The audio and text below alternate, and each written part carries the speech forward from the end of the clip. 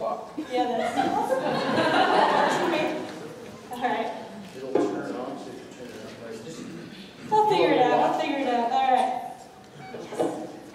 All right. The first thing, of course, I'll start out the same way that everyone else has. I wanted to say thank you to our British friends here for bringing up some interesting points. I'll respond to their specific arguments in just a second, but before that, no matter how endearing their accents might be, short, apparently narrow-shouldered debaters from Oxford, I wanted to remind you of a couple of reasons why they are absolutely incorrect about pretty much everything that they have said so far. If I could use one word to characterize their speech, it would probably be whining, would be sort of the term that I would use. They've made a lot of reasons as to why the affirmative didn't go far enough, why we need to do more, etc., etc. The problem is they don't have a counter proposal as to how to get there. Let me tell you a little something about American politics.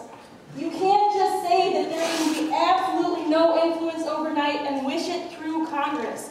That's not the way that our Congress was working in the status quo the last time I checked. So I really feel like the affirmative has a more measured and balanced approach that sort of allows us to limit the amount of corporate influence, but would still allow for things like free speech. So we think that, perhaps you should go for a more balanced approach to that. The second problem with that is that they have functionally agreed with the affirmative. Now, think about this for a minute. Their case is so weak that they have resorted to saying that we were right. We just want you to be more right than you already are. I don't know if that's an argument in Britain, but that is not actually negating the resolution in America. So I'm pretty sure we all agree you should vote for us. The second sort of main argument that I want to make here, they don't mention the word McCain-Feingold Act. I don't know if that just wasn't on the news in Britain or whatever. But they talk a lot about how the policy that we talked about doesn't solve for anything. Now, I'm not sure if they understand the substance of that policy, so let me tell you a little bit more about it. Pretty much all of the things that they whine about it not doing, it does, first of all. So I'm not sure where they were coming from in terms of the ability to limit things like lobbying or corporate influence. Everything that they talked about, the proposal that we have prepared for you literally does everything that the negative said it should do. So I'm not really, sure how to approach that, but I'll talk about some of their specific arguments. Now, they had sort of four main arguments, if we want to call them that, in their speech. The first is that wealth is inevitable. The second is that incumbents will still use money, obviously. The third is lobbying, and the fourth is about advertising. So I want to talk about sort of each of those specifically. Their first argument was that wealth is inevitable. Yes, I agree that some people in a capitalist system will in fact be wealthier than others. I don't know if they thought this was some out of left field argument or something. Our argument is not that those forms of wealth are necessarily bad, but that they shouldn't determine who is in office. We don't think it's, a republic that McDonald's should determine who is elected, but rather that even people who don't have that amount of wealth should have a say in the political system. And here's something that they might not have thought about. The way that people are able to create more wealth and have more influence in the political system is if we put leaders into Congress who create policies that allow them to move up through our system. And the only way to do that is to vote affirmative. They talked about Air Force One. I'm not really sure where they were going with this. It's interesting that Obama flies on a different airplane than whoever the Republican nominee would fly on. I'm not sure why that's relevant. Yes, money would still be a factor in elections. Our argument is not and has never been that money should play no role in elections, but rather that if money does play a role in that elections, it should be the money of individuals, it should be small donations, it should be all of the people as opposed to just corporate money.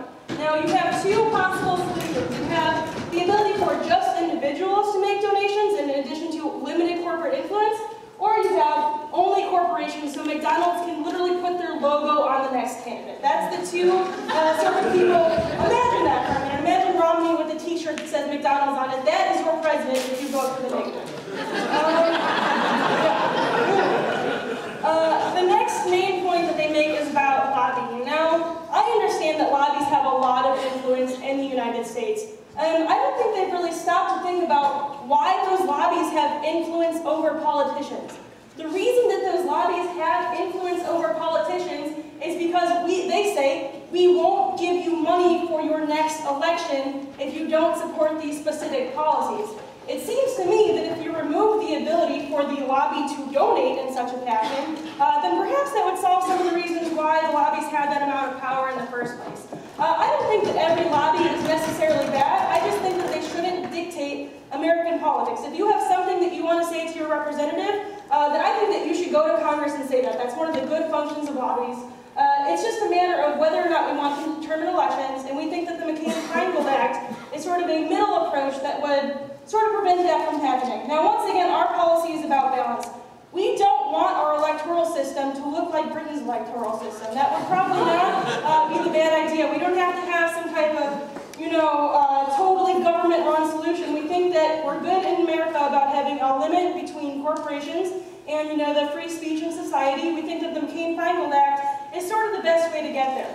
Now, they make a bunch of points about the media bias and news ideology. They have a point. Fox News kind of sucks sometimes. I will concede that argument. Now, the problem is, the reason that that is able to happen in the first place, do you know who funds Fox News, that allows, Fox News to promote their... Oh yeah, it's corporations, the very companies that we seek to try to regulate. So it seems to me that if we had a policy that would sort of be able to regulate the amount of influence that corporations have, perhaps that would have, some type of effect on the way that they could do that. I thought Brett was pretty good at making the point in cross-eggs here. Americans are smarter than Fox News. I'm pretty sure that anyone who is a communication studies scholar will be able to look at Fox News, see that they're being ridiculous, and still make their own opinion. I'm pretty sure that we don't need massive more amounts of regulation to tell us that Fox News is dumb. The last point is that they say, oh, individual voters gave money to Obama and that's a problem. I'm not sure that's a problem because it got Obama elected. I'm also not sure that it would be any better to have corporate money than individual money. And I just want to remind everyone before I conclude here that it's not a choice between whether or not we should go further or whether or not we have not gone far enough. It's a question of whether we want the people or the corporations to determine our elections.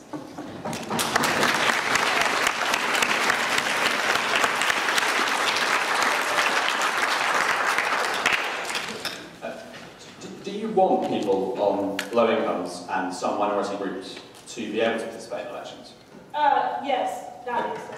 Well, can you tell me, given that politicians are pretty horrible people, right? Not all of them, but a lot of them. Well, that wasn't quite a question. Yeah. But given they're quite horrible, and they're really self-interested and want to be elected, why would they care about enfranchising people who regularly, statistically, are less likely to vote? Perhaps the reason they're less likely to vote in the status quo is because they feel they don't have a voice in the political system.